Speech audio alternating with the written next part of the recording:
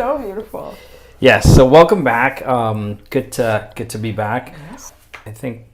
We're ready to go. Yeah, I think we're back live now. Yes. Just had a quick issue there. Yes. So Yes. today we're going to talk about things and questions to ask before getting prepared for marriage. Yes. Right, as it relates to alignment, and which is an important topic because everyone today, well, if you're not married, a lot of people are either trying to find love in some way, shape, or form, and perhaps not sure exactly where to look and what to ask to help them figure out if they're aligned Yes. and are in the right relationship, right? Yes, So, yes. let's open it up. Let's dive right in. What are some of these questions that we need to ask? Many are coming into these situationships that are just, seems to be superficial. Oh, I like you, and you're fine, or you're pretty, or you have it all together, and these are assumptions. This is an assumption made of someone. Right. Because again, we go back to the eyes. It's seeking the eyes. Without the evaluation of the person, of the character of the person. Right. When someone is looking for a serious, lifelong union, not situationships, not dating, and I'm wary of you because you are not what I thought you were. Kind of relationships, these kinds of things. There are many of those, okay? And this is the problem today. So many people are getting into these situationships. And then they end up hurting each other throughout the period of time that they are in these situationships because they are not prepared or were not prepared. So they did not ask valid questions before the union. And this is the problem. Yeah. So when we are coming for alignment, especially when you have maturity does not always have to do with age, okay? Because people think we're speaking of maturity, it's a mature person or an older person.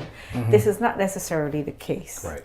It is maturity in a person. Maturity in the sense that the person is balanced. They have their life together. They are not reactive. For example, I'm not a reactive person. Right. This does not mean that I am not using wisdom. Okay. Yeah. I am a person who takes the time and contemplate. I ponder before speaking or making a decision. Right. I evaluate.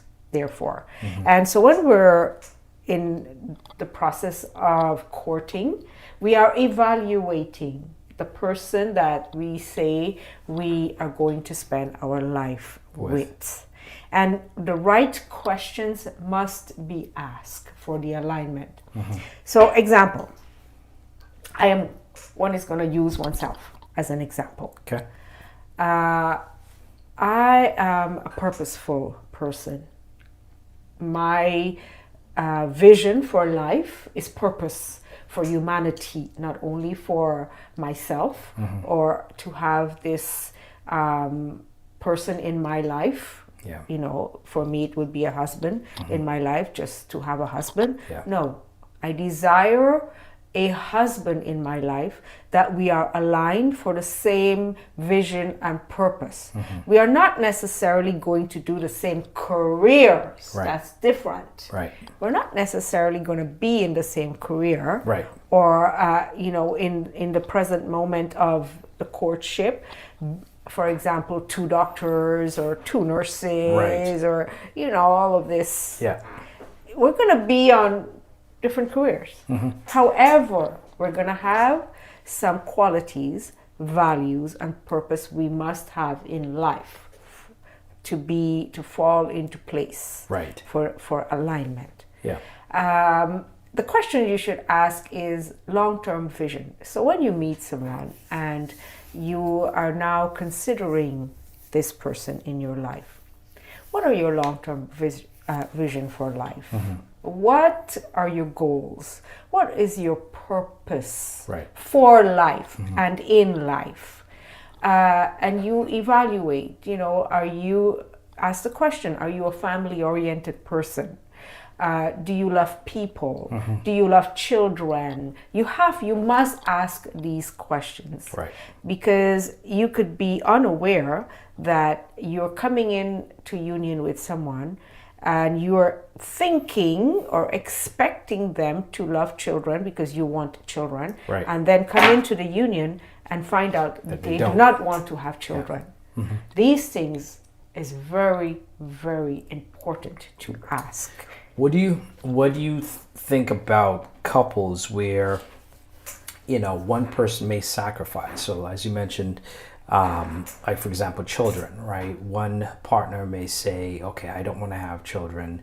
And the other partner may desire children, but may choose to sacrifice that desire for the relationship.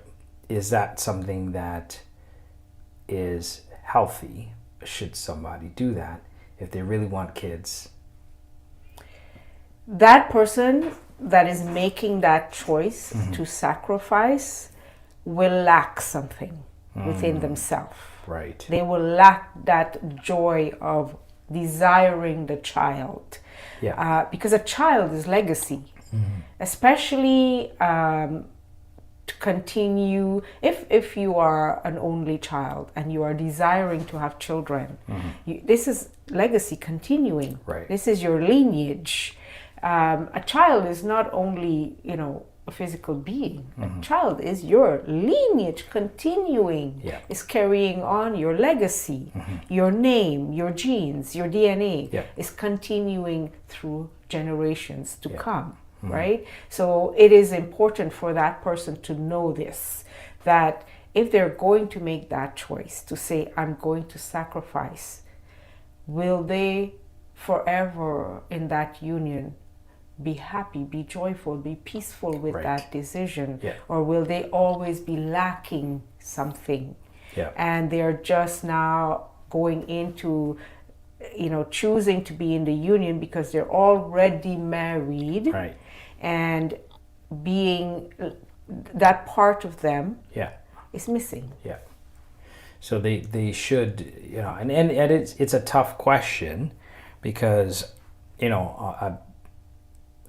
I've seen a couple of scenarios where they're so in love, where let's say 9 or 8 out of the 10 things they're aligned on, and maybe one of them being having kids. Yes. And that becomes a major Yes. issue.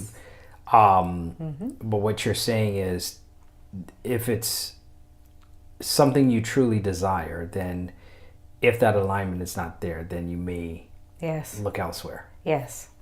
Yes, because that desire for children, the especially for a woman, if she desires to have a child, she will lack in the relationship. Because that nourishing, nurturing part of her Yeah. is not being nourished. It's not being growing. It's not growing in the relationship, right? She is lacking that. Yeah. A man, I believe, would be easier to sacrifice that than a woman. Yeah. Men can say, okay, Yeah. I will live with it. Will he be content? Right. Maybe not. But he can say, I will live with it. Right. A woman will always lack that because women are made to be the nourisher, right? We have that Yes. emotional nourishment. We nourish the husband, we nourish the children, we nourish the home. We are nourishers, Yes. we are givers in that sense. So I believe that would be difficult. This is why it's so important to ask these questions Right. before before before you get married. you get married. And also, if one partner already have children and the other does not, and they do not want to have children, this must be spoken of before you get married, not after the fact. Before, Everything, all of this should be spoken for before union. Because when you come into that unionship and you are now married, you know, it is not simple to say, okay, I'm just now going to walk out of this. Right. Because you're in the union. You have made commitments. You have made vows to each other. These vows and promises, I spoke about promises. God is holding us accountable when we make these vows and these promises to each other. He holds us accountable. Absolutely. 100%. Because we are always making it in union this way. So when you make a promise and you do not obtain your promise, there is going to be consequences. Absolutely. Every choice we make in life comes with a consequence. Whether it happens this moment, a month later, a year, it will happen. The consequence will come. And I've spoken about this last week in our content. The first place the impact begins is the breakdown of the union, then the finances, and then the health. These three things will always take place with consequences. So be cautious when you're coming into union. Ask the right questions. Someone that loves music and loves, for example, certain foods or they are vegetarian, make these things known before you come together. Because if your partner loves to eat steaks and you're a vegetarian or you do not eat steaks, will you compromise that? Because remember, you're cooking in the same kitchen. Right? Will you compromise? These things cause breakdowns in unions. They do.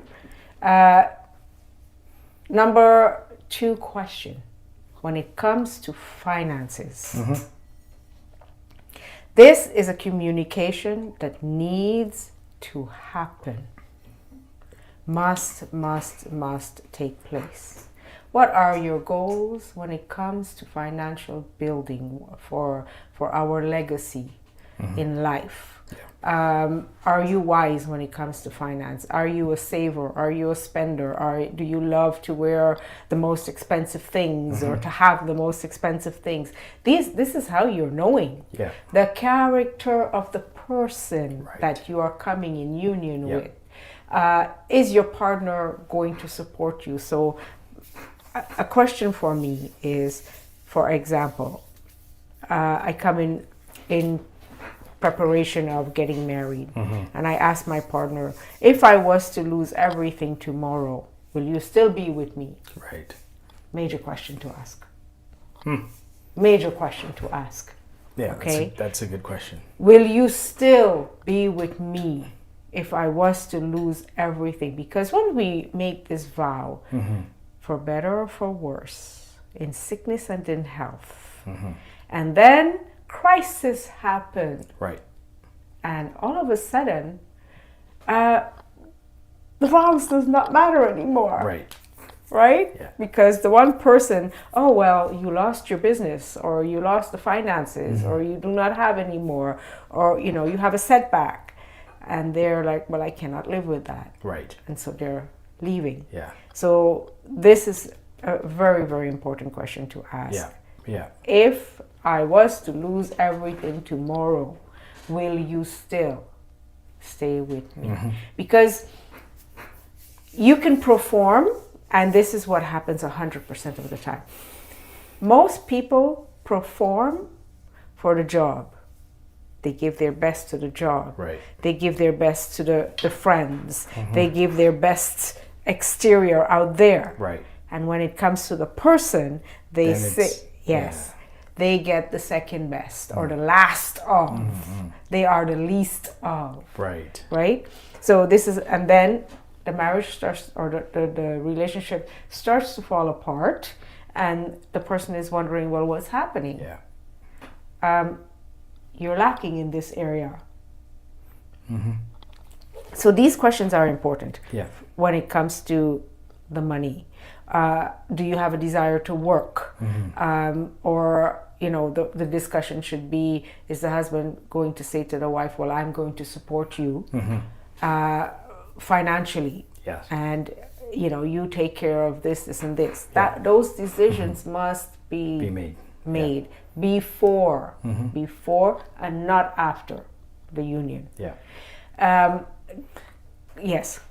Yeah, no, I think that's important because, and you touched on it earlier about careers. Yes.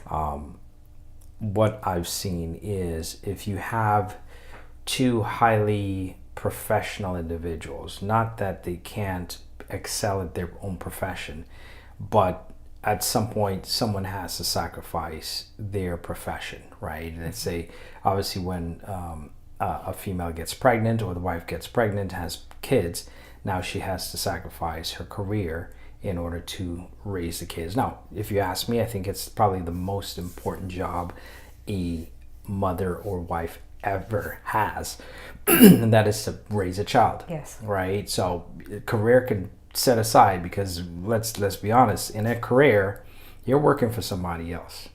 Yes. And at home, you're working for yourself, you're working for God, because God has blessed you with that child to raise. Yes. It is probably the most important job apart from any career that you can have, to raise that child, right? But I've also seen where two professional people struggle, right? Because to get to certain levels in your profession, and certain professions demand time, right? And the truth is, the more money in a profession you make, the more time that's demanded of you in most cases, because there's a lot of pressure.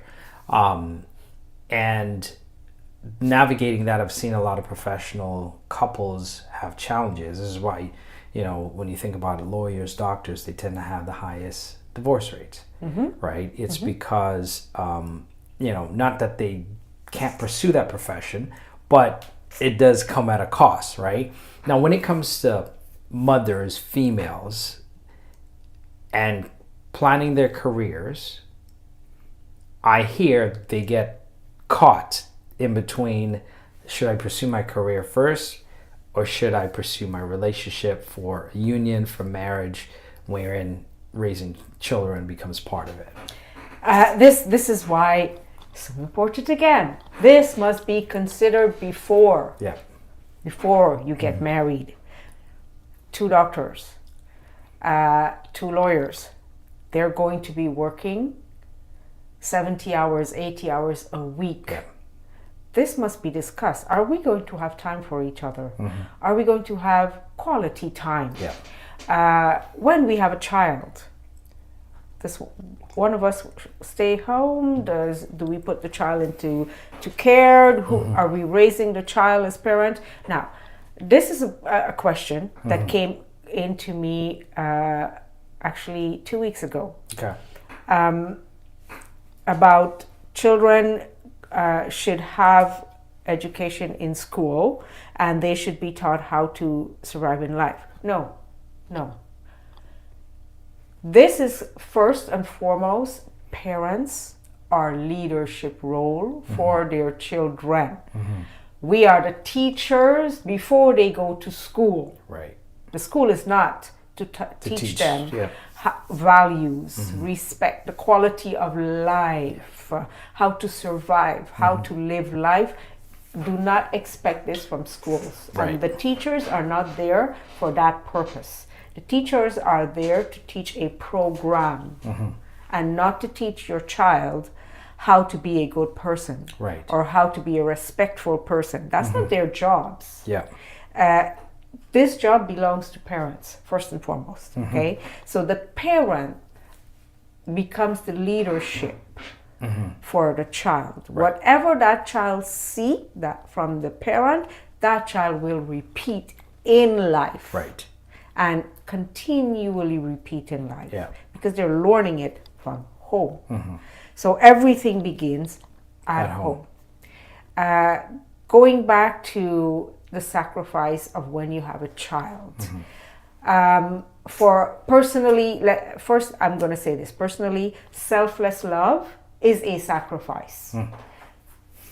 When you love your partner selflessly, that is already a sacrifice. Right. And you know that when you have a child, a mother is the nourisher of the child. Right.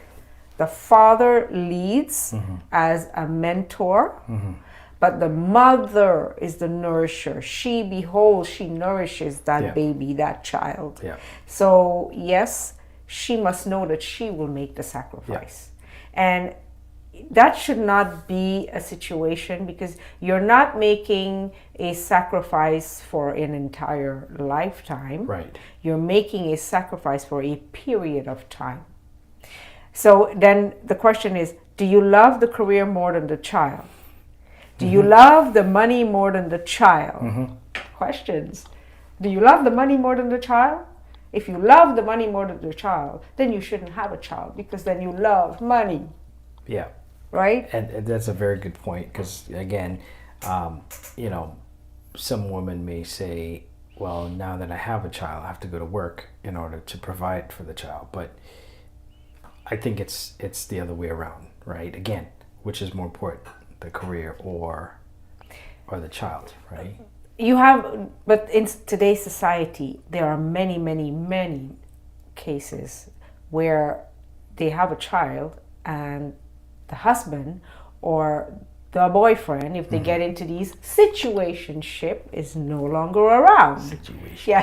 Situationship is no longer around, because they did not do the planning before the relationship. They just came together, they had a child, one partner is no longer there, so most likely the man takes off and leaves the woman with the child. And it goes both ways. It does, honestly. Yeah, the man doesn't always take off. Yes, and if the woman leave the man, this is very sad.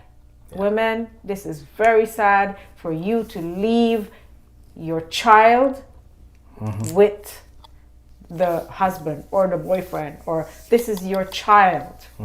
Okay? If the woman takes off and leave him, then he has to support this child. So yes, the child will lack because he's going to work. Vice versa, same, a woman, if she's left alone, she must, how is she supporting this child? If she does not work, so the child is the one that is paying the price. That will pay the cost. So the consequences, the child pays it. And this is the problem. So have this communication beforehand. Love, have this discussion. The understanding of love. What is love for your, because two people are not going to have the same love language. Everyone has their individual love language. Yes. For those that don't know, if you want to tell them like what the love languages are, acts of service, etc., etc. Yes, love languages, acts of service. You are not here to serve yourself. You are here to serve your partner. So you must ask the question, what are their love language? What do you like? What do you love? What do you enjoy? What would you appreciate from me? What is it that you're expecting to receive from me? For example, I'm a compassionate person.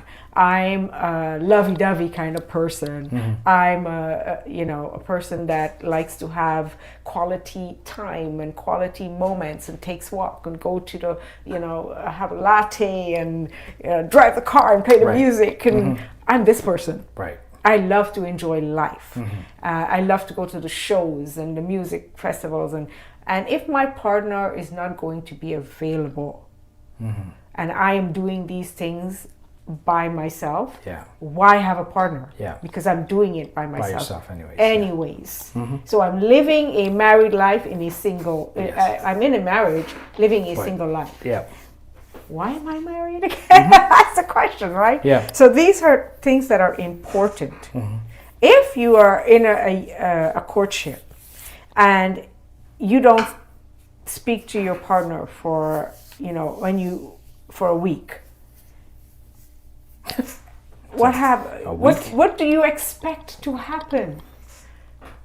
What are your expectations in this? Because if you're thinking I can take off for a week because my career is consuming me, Right. and then you come back to your partner, 3-4 days later or a week later, and I need you to understand because I'm busy, my career. Really? Yeah. No, I think no. No, I don't think there's any way around that, right? Because generally, when two people are very interested in each other, there's no day that goes by without them talking to each other, Absolutely. right? So if you're talking about a week, then the truth is the interest is not there. That's the Yes. bottom line. Yes. We could a week. A week is a long time. That's insane. A week, even 24 hours. Yeah. You go 20, you say, okay, I love you, and you're my husband or you're my wife, or Yeah. we're preparing for union and all of this, and you do not show up. Yeah. And 2-3 days, 24 hours, you're not, because my career is so consuming. Okay? Yeah. Make these decisions beforehand. That does not work for me. Yeah. Because that's not, I might as well stay single. I Right. am not in a relationship. And I believe this is why so many relationships, unions do not function, because people take each other for granted. Yeah. So this questions needs to be asked beforehand.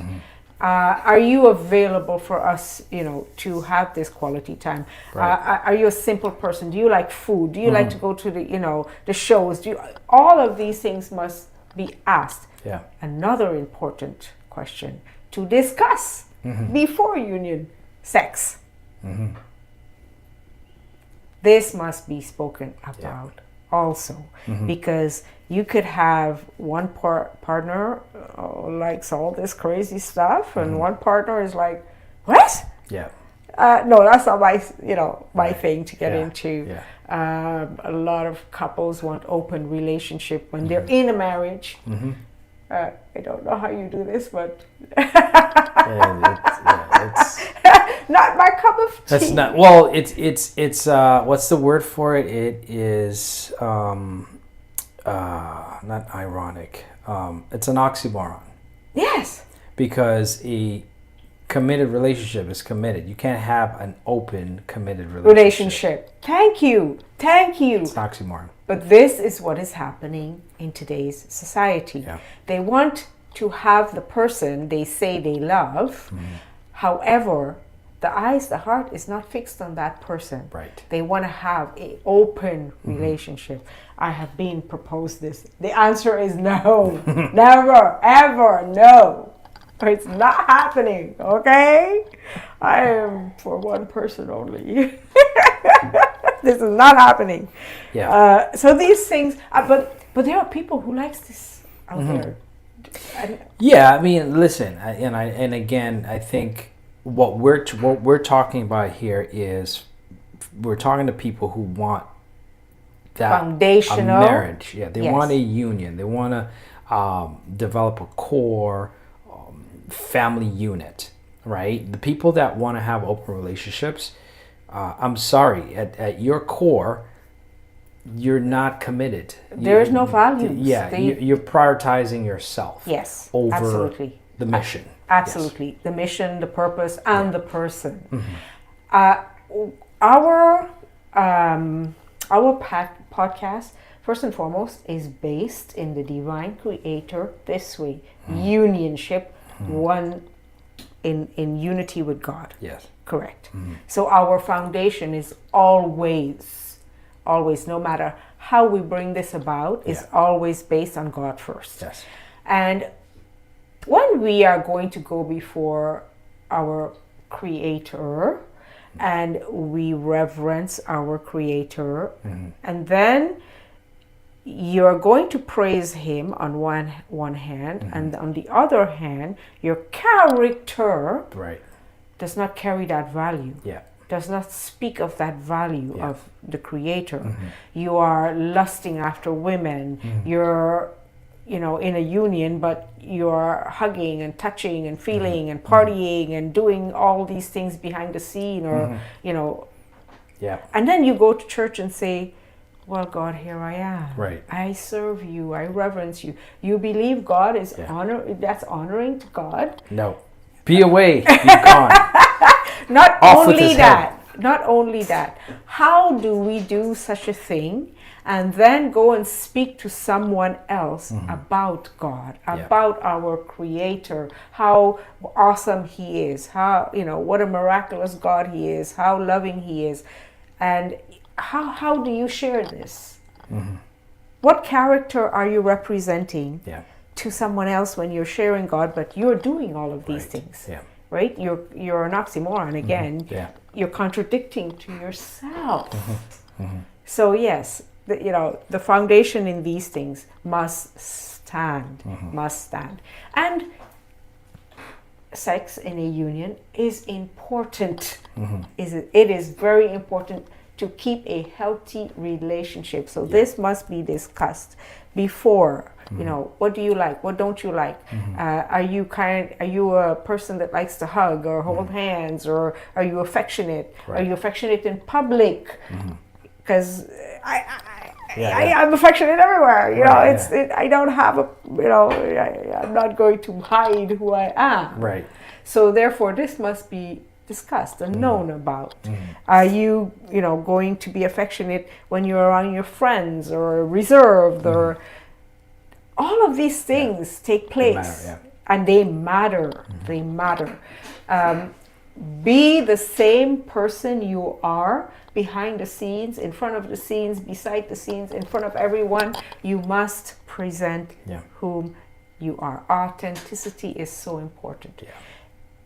If you're going to be in a union with someone that is not authentic to these values, you're going to get into a lot of situations where you're arguing and fighting and trying to make this work, because one person carries certain values where the other person doesn't. And that is where the alignment is not falling into place. So it is so important to evaluate the character and ask questions, as many questions as possible before the union. For the foundation of generational legacy. Yes.